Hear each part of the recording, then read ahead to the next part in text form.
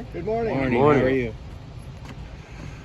So just following up on the question everybody wants to know, who's going to be the starting quarterback on Saturday? Ben Bolch. Oh, that's newsworthy. It is I very appreciate newsworthy. And it's a heavy run emphasis. Wait, but am I involved in the run? A lot of QB A power. lot of handoffs. Just a lot of handoffs. But I think you can get us in the right package. No QB sneak, nothing.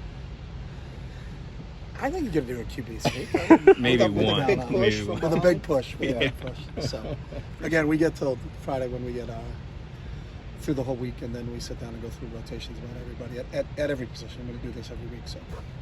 But just to confirm, it sounded like you said after the game, Colin's going to Yeah, play. Colin's going to play. So all basically, as long as Carlin doesn't get injured between now right. and Friday. So we'll probably see all three of those guys then. Yeah. Okay.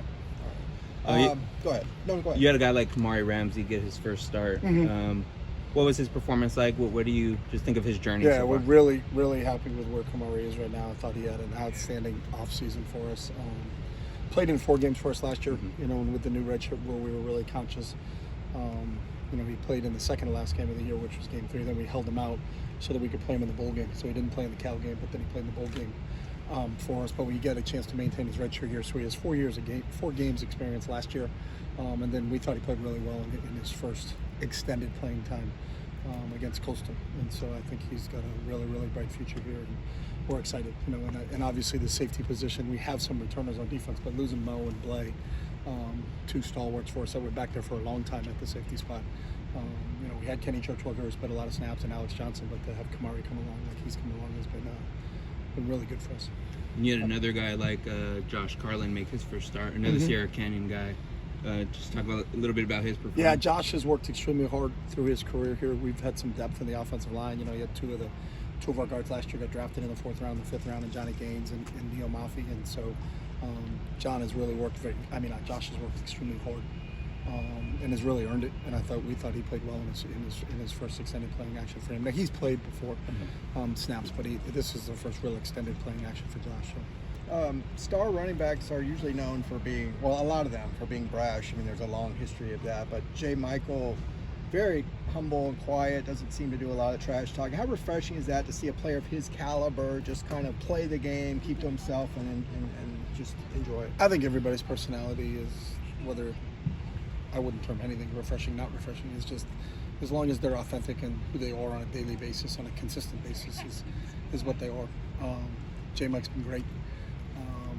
In terms of his work ethic, his attention to detail, really, he's really precise in everything he does. He's a great practice player.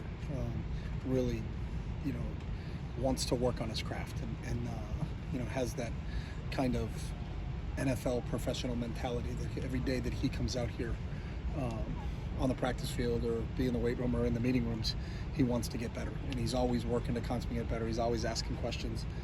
But we're really pleased with where he is right now, and he's been a big addition to our wideout room. As you continue to evaluate the quarterbacks, how beneficial is it to see them in a road environment for the first time? Yeah, that's another challenge, and I think that's a really good point. We're getting a chance to go on the road for the first time here, and to a new stadium.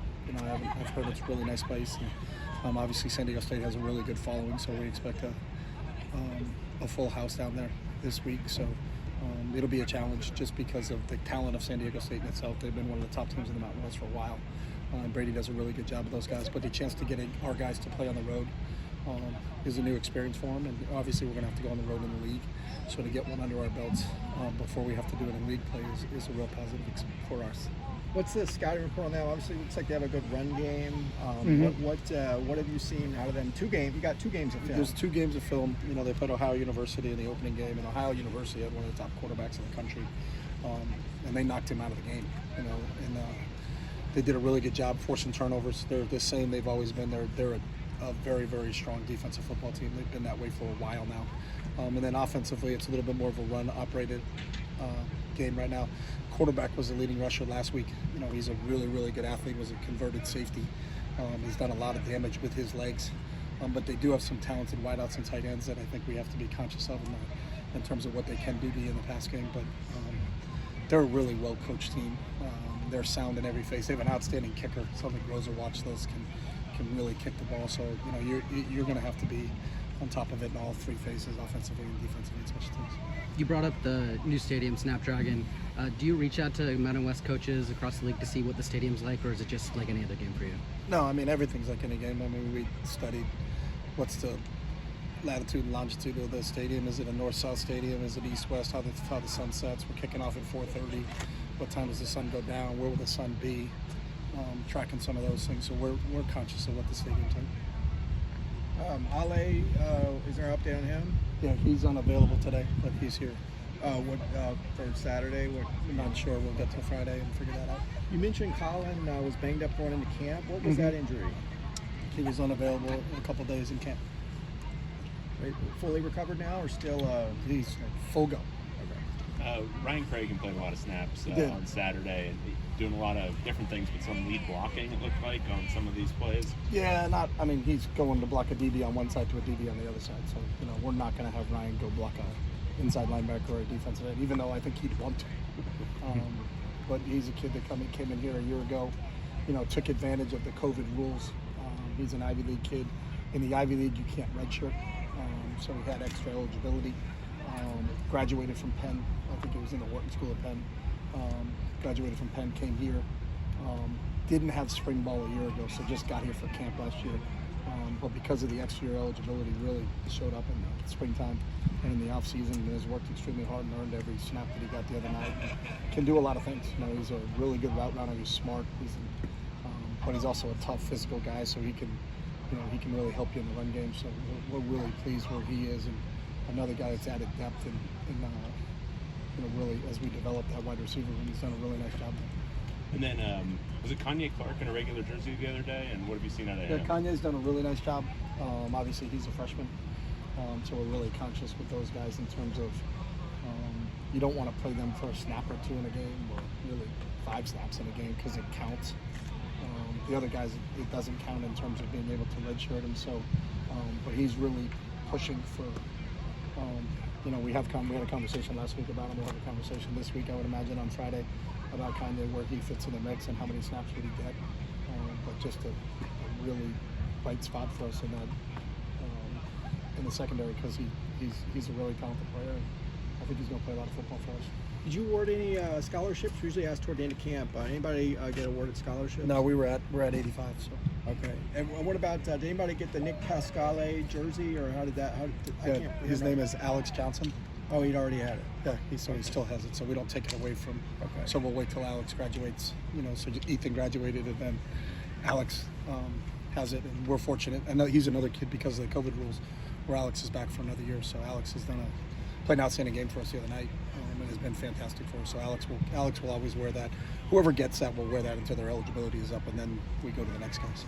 Now, obviously, you've mentioned that you're going to wait, toward the end of the week as far as the rotation goes. But just given how the first game played out, as the later the game gets going, is it tougher to, get your quarterbacks in, knowing how, again, those shorter plays or the shorter drives and everything like that? No, I think the drive part is something that everybody's learning. I think the drives are down 10% overall, if you're through the first week. So you got to be really just conscious of that, knowing that you're probably not going to get as many snaps if you don't turn the ball over and you're playing it. I think it's going to be a 10 or 11 play drive game instead of a 13, 14 play drive game. But we're aware of that going in, so I don't see any difference between any other rotation or any other position. You showed up multi-running back set. I think it was in the first quarter of the game on the weekend. What does it mean to have the running back versatility across the room? You got 4 or 5 guys that are, all... Yeah, I mean, that's something we've done here in the past. We've run 2 running backs at times when, you had Britton Brown and Felt, and then you had Josh and Felt, and then you had Zach and Kaz and Keegan and all those guys. So, we feel good about our depth. That's the one thing we've talked about at that position, with Carson and TJ, and they got the predominant amount of it. But Colson's played a lot of football for us in the past, and then Anthony Atkins got in for his first action, and he continues to get better. The guys that had an opportunity to get here for the spring and then get through preseason camp, as they start to grow and start to get their feet underneath them, I think you'll start to see more people there as we develop that depth. But the ability to get into multi-formations, be a multi-tight end team, be a multi-receiver team, be a multi-running back team is because you have the depth at those positions. Thank you. Okay.